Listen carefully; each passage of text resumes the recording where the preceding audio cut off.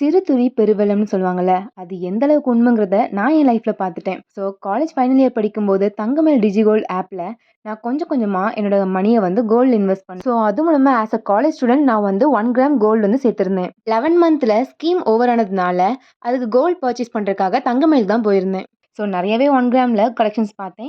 எனக்கு moulding type வேண்டாம். ஏன்னா ஆல்ரெடி இருக்கு. ஸோ கேஸ்டிங் மாடல்ல போயிரலாம்னு சொல்லிட்டு இதோ இந்த கோல்ட் ரிங்க தான் சூஸ் பண்ணியிருந்தேன். ஸோ பார்க்கவும் கொஞ்சம் பார்வையாவும் இருந்தது. அண்ட் அழகு டிசைனுமே கியூட்டா அழகா இருந்தது. வெயிட் வந்து 1.25 கிராம் இருந்தது. மேக்கிங் சார்ஜ் வந்து 16.5% போட்டிருந்தாங்க.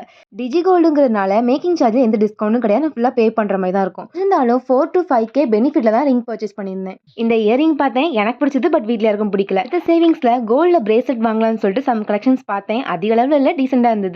லாஸ்டா ஒரு சில்வர்ல லைட் வெயிட் செயின் வாங்கிட்டு பே பண்ணிட்டு கிளம்பிட்டோம். கொஞ்சம் கொஞ்சமா சேவ் பண்ணும்போது நமக்கும் தெரியாம அது பெரிய பெனிஃபிட்டா நமக்கு கொடுக்கும்.